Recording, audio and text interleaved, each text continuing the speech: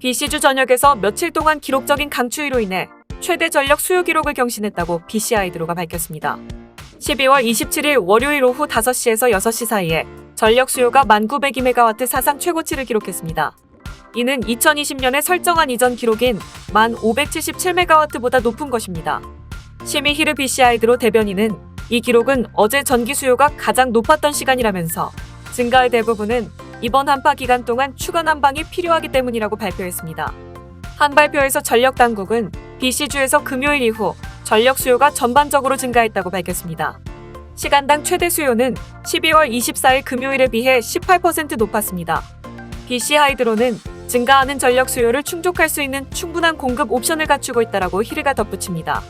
그러나 브리티시 컬럼비아 주민들의 피크 시간의 시스템에 대한 수요를 완화하는데 도움을 주고자 한다면 빨래를 하거나 식기세척기를 돌리는 것과 같은 활동을 이른 시간이나 늦은 저녁 시간으로 전환하는 것이 좋다라고 추천합니다.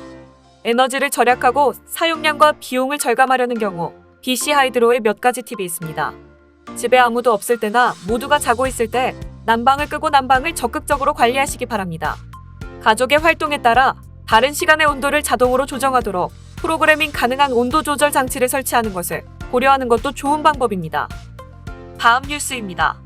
BC주의 폴라베어 수영이 2년 연속 취소되고 말았습니다. 끝날 기미를 보이지 않는 코로나19 유행 때문입니다. 폴라베어 수영은 새해를 맞이할 때마다 열리던 BC주의 전통적인 축제입니다. 잉글리시베이의 수영복 차림으로 모여 얼음처럼 차가운 물에 들어가 수영하는 것인데요. 그런데 오프라인 모임이 취소되는 대신 버추얼 딥이 진행된다고 합니다. 주최 측은 참가자들에게 오후 2시에 적어도 7도 이하의 차가운 물 속에 몸을 담그는 모습을 찍어 벤폴라베어 스윕이라는 해시태그와 함께 올려달라고 요청한 것으로 알려졌는데요. 관련 웹사이트를 등록한 사람의 경우 기념 증서도 받을 수 있다고 합니다. 지난 1월엔 7,000명이 넘는 사람들이 버추얼 딥에 등록해 참여한 것으로 알려졌습니다만 그래도 여전히 전통적으로 하길 원했던 몇 사람들은 잉글리시베이의 차가운 물 속에 직접 뛰어들었다고 합니다. 잉글리시베이에서 공식적으로 열린 폴라베어 수영은 2020년 1월 1일이 마지막이었는데요. 1920년 피터 펜티지에 의해 개최되고 100주년을 기념하는 날이었습니다. 밴쿠버의 폴라베어 수영은 취소되었지만 빅토리아의 코르드에서 열리는 폴라베어 수영은 아직 취소 계획이 없는 것으로 알려졌습니다. 예정대로 개최된다면 토요일 오후 12시에 열리겠습니다만 코로나19 감염자가 급증함에 따라 우선 상황을 주시하고 있는 것으로 보입니다. 다음 뉴스입니다. 2022년에는 많은 법률과 규정 개정안이 시행될 예정이며 온타리오주에 거주한다면 알아야 할 중요한 변화가 있습니다. 온타리오 스테이케이션 공제는 1월 1일부터 발효되며 2022년까지 지속합니다. 이 프로그램은 11월에 발표된 더그포드 정부의 프로그램으로 온타리오주 주민들은 1월 1일부터 12월 31일까지 자격이 있는 숙박업소에 대해 20%의 개인 소득세 공제를 받으며 개인당 최대 $1,000, 가족당 최대 $2,000씩 최대 $200, $400까지 개인 소득 공제를 받게 됩니다. 온타리오주 주민들은 2022년 개인 세금 신고를 할 때 환급 가능한 이크레딧 신청을 할 수 있고 지급해야 할 세금이 없더라고 신청이 가능합니다. 온타리오 정부는 올해 초 최저임금이 1월 1일에 시간당 $15로 인상될 것이라고 발표했습니다. 정부는 최저임금 인상 이후 물가 상승률만큼 계속 인상될 것이라고 말했습니다. 이번 인상은 시간당 $12.55를 버는 주류 서버에게도 적용됩니다. 백신 증명서 시스템의 출시로 인해 지연된 후 온타리오주의 디지털 ID 프로그램은 2022년에 시작될 예정이지만 정부는 구체적인 날짜를 밝히지 않았습니다. 디지털 ID 프로그램이 시작되면 온타리오 주민들은 운전면허증 및 건강카드와 같은 정보 아이디를 디지털 지갑 앱에 저장할 수 있습니다. 이를 통해 실제 카드를 사용하지 않고 온라인 및 대면에서 자신의 신분을 증명하는 수단으로 사용할 수 있게 됩니다. 11월 말 온타리오주 정부는 직원들이 사무실에서 분리되고 더 나은 일과 삶의 균형을 만드는데 도움이 될 새로운 법률을 통과시켰습니다. 새로운 근로자 법에 따르면 25명 이상의 온타리오주 사업체는 일과가 끝나면 직원의 권리에 대한 서면 정책이 있어야 합니다.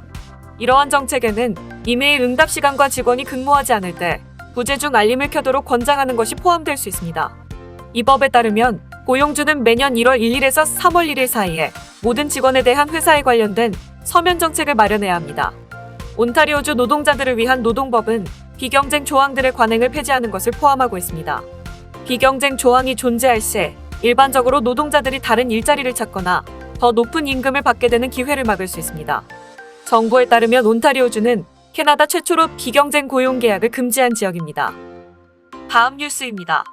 토론토 정부가 코로나19가 악화되고 있는 상황에 필수적인 서비스를 유지하기 위해 수백 명의 직원을 재배치할 예정입니다. 정부는 많은 직원이 원격 근무를 할 수 있도록 계획하고 있으며 중요하고 필수적인 서비스를 지원하기 위해 이미 일부 직원을 재배치하기 시작했다고 밝혔습니다. 토론토 시청은 팬데믹이 시작된 이후 원격으로 근무하던 직원들을 다시 불러들여 1월에 시청과 시민센터를 전면 재개장할 계획이었는데요. 오미크론 변종이 지방 전역으로 빠르게 확산됨에 따라 이 계획들을 보류할 수밖에 없었습니다. 일부 직원을 재배치하는 것 외에도 쉬는 직원을 더욱 보호하기 위해 1월 4일부로 비필수적인 대면 카운터 서비스도 폐쇄할 것이라고 덧붙였습니다.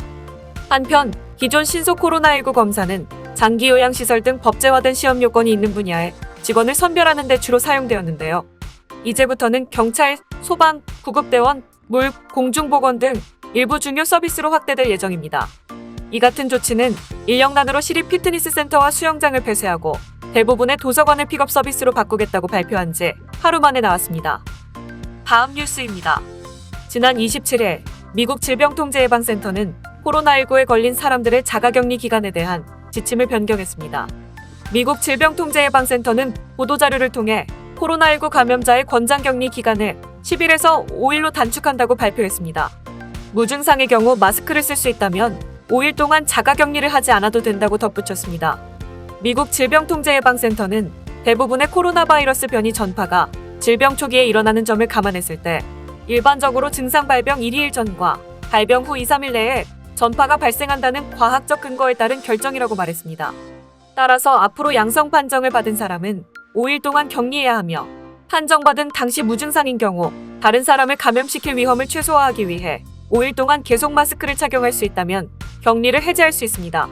미국 질병통제예방센터는 또한 오미크론 변종이 빠르게 확산되고 있어 우리 사회의 모든 측면에 영향을 미치고 있지만 백신 접종만이 일상생활을 안전하게 계속할 수 있는 유일한 방법이라며 백신 접종을 적극적으로 권장했습니다. 하지만 캐나다에서는 여전히 증상이 있는 경우 증상이 시작된 날부터 10일 동안, 무증상일 경우에는 양성 표본이 수집된 날부터 10일 동안 격리될 것으로 예상됩니다. 캐나다 연방정부의 코로나19 자가격리 지침은 다음과 같습니다. 격리 해제 지시가 내려지기 전까지는 격리 환경을 떠나서는 안 됩니다. 가능한 가족 구성원을 포함한 다른 사람들과의 대면 상호작용을 피해야 합니다. 치료를 받으러 외출해야 하는 경우 인공호흡기 또는 잘 맞는 의료용 마스크를 착용해야 합니다. 학교, 직장 또는 공공장소에 가지 말아야 합니다. 의료 서비스를 받기 위해 외출할 경우 가능한 대중교통을 이용하지 말아야 합니다. 다음 뉴스입니다. 미국 식품의약청은 신속항원 검사를 통해 코로나19의 오미크론 변종 바이러스가 반드시 즉각 검출된다고 할 수 없다고 경고했습니다.